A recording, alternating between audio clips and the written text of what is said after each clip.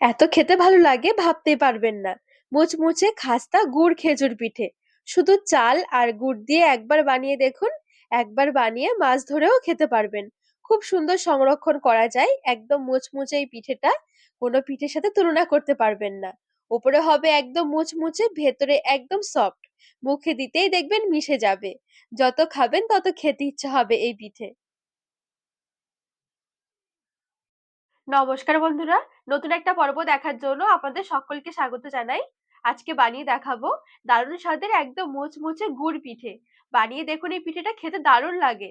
চলুন, আশা করছি আজকের রেসিপি অনেক ভালো লাগবে। এই পিঠে বানানোর জন্য আমি এখানে বেশ কিছুটা চালের গুঁড়ো নিয়েছি। সবটুকু চালের গুঁড়ো আমাদের লাগবে না, এখানে আমি আতপ চাল ভিজিয়ে গুঁড়ো করে নিয়েছিলাম। তো সবার প্রথমে এখানে গ্যাস ধরিয়ে একটা কড়াই বসিয়ে দিয়েছি। একটা বাটি মেপে নিয়েছি 1 বাটি গুড়। এখানে 300 গ্রামের মতন গুড় রয়েছে।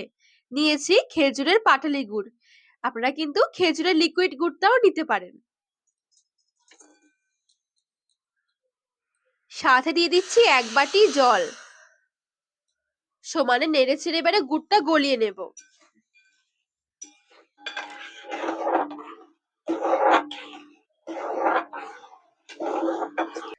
গুড়টা দেখুন খুব সুন্দরভাবে গলে গিয়ে ফুটে উঠেছে। এবারে একতারের একটা গুড়ের রস বানিয়ে নেব। একটু ঘন করে নেব রসটা। এই সময় এই পিঠেটা তৈরি করলে অবশ্যই চেষ্টা করবেন খেজুরের গুড়টা নেওয়ার। এতে করে পিঠেগুলোর টেস্টটা দারুণ আসে।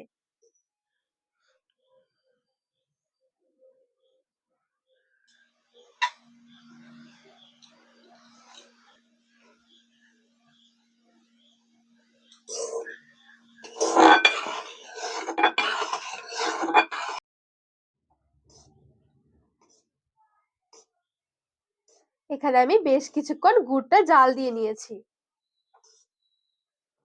এ পর্যায়ে একটু গুড়ের রসটা দেখিয়ে দিচ্ছি। এই দেখুন, ঠিক এরকম তার হতে থাকবে। এ পর্যায়ে 1 মালা কোরানো নারকেল দিয়ে দিচ্ছি।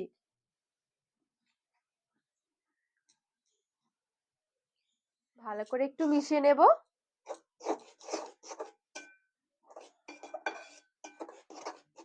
নারকেলটা খুব ভালো করে মিশিয়ে নিয়েছি। এবারে অল্প অল্প করে আতপ চালের গুঁড়ো দিয়ে নেড়ে ছেড়ে এভাবে করে মিশিয়ে নেব।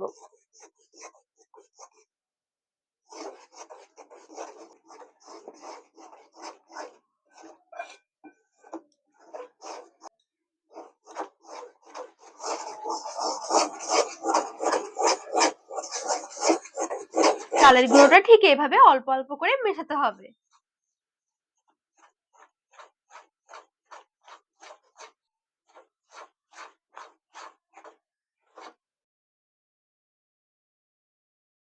সাথে আমি এখানে একটু লবণ নিয়েছি, লবণটা মিশিয়ে নেব।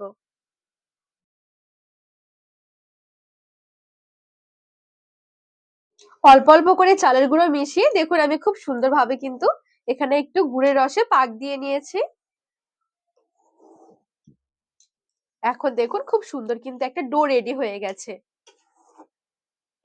তবে এই ডোটা কিন্তু একটু নরম করে বানাতে হবে, যেহেতু গুড়ের পাকে ডোটা তৈরি করা হচ্ছে। ঠান্ডা হয়ে যাওয়ার পর না হলে কিন্তু এটা অনেকটাই বসে যাবে। ঠিক এরকম আমি একটু নরম করে ডোটা বানিয়েছি।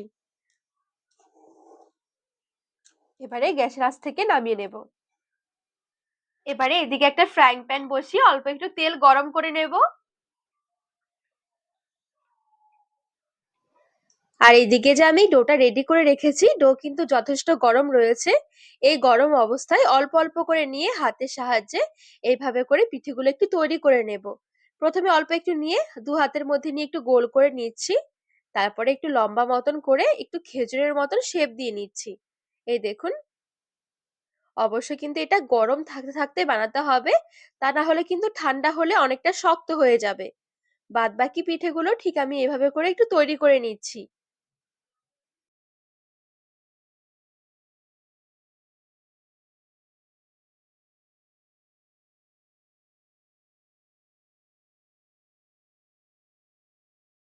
তো এদিকে দেখুন থালায় আমি বেশ কিছুটা পিঠে তৈরি করে নিয়েছি।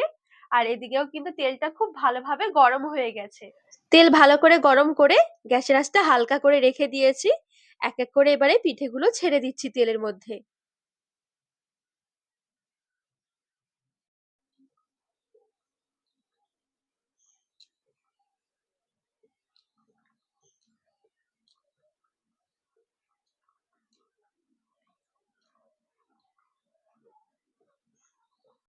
এদিকে বেশ কয়েকটা পিঠে তেলে ছেড়ে দিয়েছি।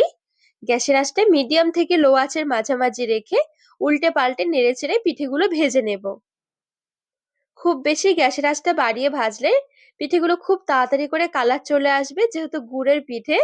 তো সেই কারণে হালকা আঁচে রেখে পিঠেগুলো উল্টে পাল্টে লালচে করে ভেজে নেব। পিঠেগুলো ভাজতে খুব বেশি একটা সময় লাগবেও না। আর এই দেখুন, খুব সুন্দর কিন্তু একটা কালার এসে গেছে।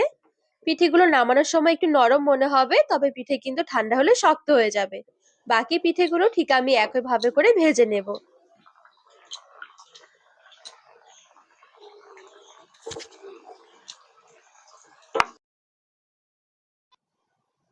তো এখানে এই পিঠেগুলো কিন্তু আমি খুব সুন্দরভাবে উল্টে পাল্টে লালচে করে ভেজে নিয়েছি।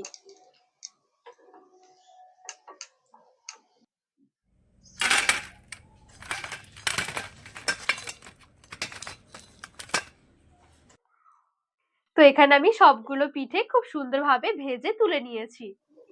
তো রেডি হয়ে গেল ভীষণ মজার একদম মোচমোচে খাস্তা গুড় খেজুর পিঠে। বানিয়ে দেখুন, খেতে কিন্তু দারুণ লাগে। এই পিঠেগুলো কিন্তু খুব তাড়াতাড়ি করে নষ্ট হবে না, অনেকদিন সংরক্ষণও করে রাখা যায়। আর একটু ভেঙেও দেখাচ্ছি।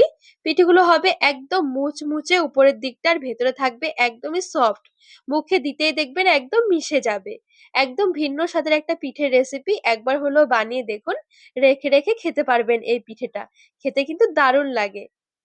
এমনকি এই পিঠে চা দিয়েও খেয়ে নিতে পারেন। ভীষণ মজার একটা পিঠের রেসিপি।